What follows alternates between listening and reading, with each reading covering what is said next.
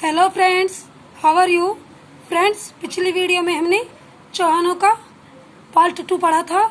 आज हम चौहान का पार्ट 3 पढ़ेंगे। ये राजपूती काल के ही वंशज माने गए हैं। तो देखते हैं अगला क्वेश्चन। पृथ्वीराज हारने के मोहम्मद गौरी को कहाँ ले गया? जब पृथ्वीराज हारने के बाद मोहम्मद गौरी उसको कहाँ लेके गया? तो वह गजनी लेके गया, अफगानिस्तान लेके गया। अफगानिस्तान में क्या गजनी है, वहां लेके गया। वहां उसे अंधा कर दिया। क्या कर दिया? अंधा कर दिया। पृथ्वीराज तृतीय की समाधि कहाँ है? तो इसकी समाधि अफगानिस्तान में गजनी में है। कहाँ है? अफगानिस्तान में गजनी में। ख्वाजा मोइनुद्दीन चिश्ती के बारे में पढ़ते हैं। इनका जन्म कब हुआ, कहाँ हुआ? फारस में हुआ, संजरी में। कहाँ हुआ? फारस संजरी में हुआ। चिश्ती संत धन का संचय नहीं करने के कारण इनको क्या कहा गया? फकीर यानी कि गरीब नवाज कहा गया है। ये धन का संचय नहीं करते थे, यानी कि धन इकट्ठा नहीं करते थे, तो इनको गरीब नवाज कहा गया है। ख्वाजा साहब की दरगाह किसने बनवाई? तो ये इल्तुतमिश ने बनवाई। किसने बनवाई? इल्तुतमिश ने बनवाई ख्वाजा मोइनुद्दीन चिश्ती की दरगाह। इस दरगाह में जामा मस्जिद है, वो किसने बनवाई? वो शाहजहां ने बनवाई। दरगाह में किसने जामा मस्जिद बनवाई? शाहजहां ने। चिश्ती संत जहाँ रहते थे उनको क्या कहते हैं? खानकाह। जहाँ रहते हैं उनको क्या कहते हैं? खानकाह। और ये उन्होंने चिश्ती संत जहाँ रहते उन्हें खानकाह कहते हैं। और ये किसने? अजमेर में बनाया गया। कहाँ बनवाया गया? अजमेर में।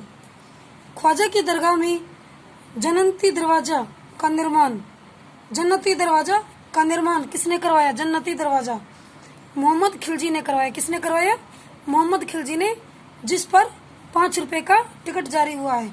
जो मोहम्मद खिलजी ने जन्नती दरवाजे का निर्माण करवाया है, 5 रुपए का जो अपना टिकट है उस पर इसका चित्र जारी किया है। ख्वाजा की दरगाह पर, जो ख्वाजा की दरगाह है वो 20 रुपए के टिकट पर जारी किया गया है। इनकी दरगाह जानी जाती है दूसरा मक्का मदीना के नाम से। किस नाम से जानी जाती है? दूसरा मक्का मदीना के नाम से इनकी दरगाह जानी जाती है। रणथंभौर दुर्ग को तो मैं मुसलमानों के एक बाल के बराबर नहीं समझता। ये किसने कहा था? ये कहा था जलालुद्दीन खिलजी ने।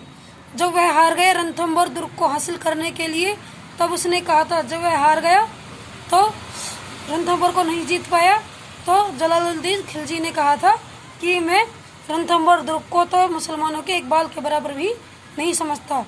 अगला है, अलाउद्दीन खिलजी ने किसकी हत्या कराई?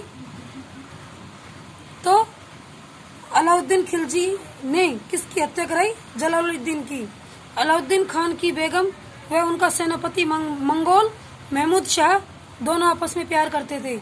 अलाउद्दीन खान की बेगम और उनका सेनापति मंगोल खां महमूद शाह दोनों आपस में प्यार करते थे। दोनों ने मिलकर अलाउद्दीन को मारने का प्लान बनाया। किसको बनाया?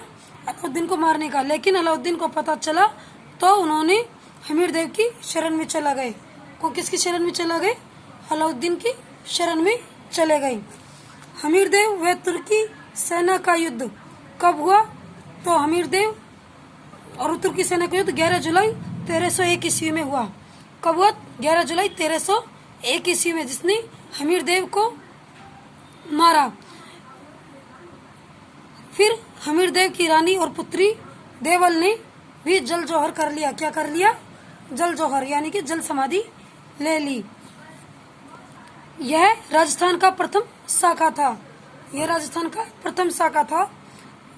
आज कुरुफ का गढ़ इस्लाम पर घर आ गया, यानी कि आज कुरुफ का गढ़ इस्लाम का घर आ गया।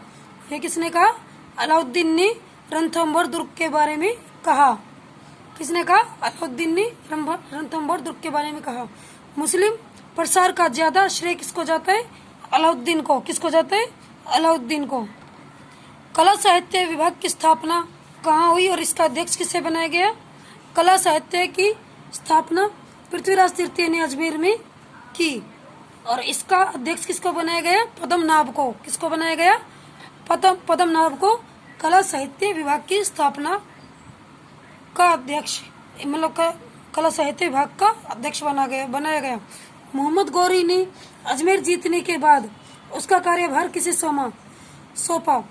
मोहम्मद गौरी ने जब अजमेर को जीत लिया तो उसने गोविंदराज को, जो पृथ्वीराज का बेटा था, उसको सौंपा। लेकिन 1194 में कुतुबुद्दीन ऐबक ने अजमेर की दरगाह रणथंभौर को जागीर दे दी। मोहम्मद गौरी ने गोविंदराज को सौंप दिया, जो कि पृथ्वीराज का बेटा था। लेकिन 1194 में कुतुबुद्दीन ऐबक ने अजमेर की जगह रणथंभौर की जागीर उसको दे दी। पहले तो गोविंदराज को दे दी, बाद में उसको रणथंभौर की जागीर दे दी अजमेर की जगह। किसने दे दी? कुतुबुद्दीन ऐबक ने। गोविंदराज कहाँ के संस्थापक कहलाए? तो गोविंदराज कौन थे? पृथ्वीराज के बेटे। कहाँ के संस्थापक कहलाए? रणथंभौर के संस्थापक कहलाए। मूल पुरुष कहलाए और आदि पुरुष कहलाए। आगे नैनचंद सूरी ने चौहानों की जानकारी कौन से ग्रंथ में लिखी? तो ये हमीर का महाकाव्य में लिखी है नैनचंद सूरी ने। तो चौहानों की जानकारी किस में लिखी गई? हमीरचंद काव्य में। दिल्ली सल्तनत के 2 बादशाह थे, जलालुद्दीन और अलाउद्दीन खिलजी। कौन से 2 बादशाह थे? जलालुद्दीन और अलाउद्दीन खिलजी। जलालुद्दीन खिलजी ने कितनी बार रणथंभौर पर आक्रमण किया? तो इन्होंने कितनी बार किया? 2 बार आक्रमण किया, एक 1291 में और एक 1292 में, परंतु दोनों बार असफल रहे। आगे बढ़ते हैं। जालोर के चौहान। जालोर का प्राचीन नाम क्या था? जाबिलपुर। प्राचीन नाम क्या था? जाबिलपुर। 100 नगर चौहान वंश की स्थापना किसने की? कब हुई? तो यह हुई 1181 में कीर्तिपाल चौहान ने की। किसने की? 100 नगर चौहान की स्थापना 1181 में कीर्तिपाल चौहान ने की। मोहनोत नैनसी कौन थे? राजस्थान का गजेटियर। कौन थे? राजस्थान का गजेटियर। मोहनोत नैनसी की ख्यात कौन सी है? जनगणना का अग्रज। कौन सी है? जनगणना का अग्रज। कीर्तिपाल के बारे में कहा गया है, किंतु यह एक महान राजा है। कीर्तिपाल के बारे में कहा गया है कि भैया एक महान राजा है। मोहनोत नैनसी के राजपूतों का अबुल फजल कहा। राजपूतों का अबुल फजल किसको कहा गया? मोहनोत नैनसी को, क्योंकि अकबर के नवरत्नों में से एक था जो नागौर से संबंधित था। अकबर के नवरत्न में से कौन था? अबुल फजल। और इसको भी अबुल फजल का दर्जा दे दिया गया। किसको? मोहनोत नैनसी को। 1177 में सामंत ने कीर्तिपाल चौहान के हाथों पराजित होने के बाद क्या बसाया? डूंगरपुर। 1177 ईस्वी में सामंत ने कीर्तिपाल चौहान के हाथों पराजित होने के बाद डूंगरपुर राज्य की स्थापना की। जालोर का सबसे प्रतापी राजा कौन था? कानड़देव। कौन था? कानड़देव। कानड़देव की जानकारी मिलती है पद्मनाभ द्वारा रचित कानड़देव प्रबंध में। कानड़देव की जानकारी मिलती है पद्मदेव नाव द्वारा रचित कानड़देव में। कानड़देव के समकालीन दिल्ली के शासक थे अलाउद्दीन खिलजी।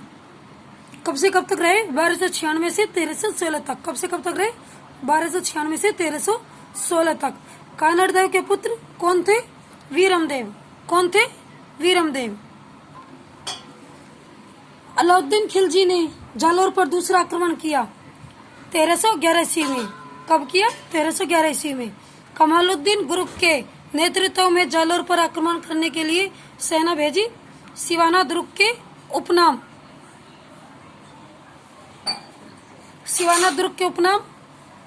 जालोर दुर्ग की कुंजी मारवाड़ों के राजाओं की शरण सतली। कौन कौन से? जालोर दुर्ग की कुंजी मारवाड़ों के राजाओं की शरण सतली। सिवाना का साका। कमालुद्दीन ने सेनापति भावला सिवाना दुर्ग देने का लालच दिया। जो कमालुद्दीन था उसने सेनापति भावला था उसने सिवाना दुर्ग देने का लालच दिया। फिर सिवाना दुर्ग के भांडेलाव को जलाशय में गो रक्त मिला दिया। सिवाना दुर्ग का जो भांडेलाव जो जलाशय था, तालाब था, उसमें गो रक्त मिला दिया। 1308 ईस्वी में मजबूरी में दुर्ग के फाटक खोलने पड़े, जिसमें राजपूतों व केसरिया महिलाओं ने जौहर किया। किसने जौहर किया? राजपूतों और केसरिया महिलाओं ने। जब उन्होंने जलाशय में गोरक्त मिला दिया, पानी की सुविधा नहीं रही, पीने के लिए पानी नहीं रहा, तो मजबूरी में उन्हें 1308 ईस्वी में दुर्ग के फाटक खोलने पड़े, जिसमें राजपूत और केसरिया महिलाओं ने जौहर किया। यह सिवाना का शाखा था। कौन सा शाखा था? सिवाना शाखा था। दुर्ग जीतने के बाद अलाउद्दीन ने दुर्ग को नाम दिया खैराबाद। जब अलाउद्दीन ने दुर्ग जीत लिया तो दुर्ग को क्या नाम दिया? खैराबाद। अलाउद्दीन खिलजी ने जालोर विजय के बाद कब जलालाबाद रखा? तो यह 1311 ईस्वी में। कब रखा? 1311 ईस्वी में। अलाउद्दीन खिलजी ने जालोर विजय करने के बाद जलालाबाद रखा 1311 ईस्वी में। तो ये थे हमारे कुछ चौहान थे, अलाउद्दीन खिलजी, जलालुद्दीन के बारे में। अब हम हाड़ौती के चौहान पढ़ेंगे अगली वीडियो में। आपको मेरी वीडियो कैसी लगी? लाइक करें, सब्सक्राइब करें, शेयर करें। धन्यवाद।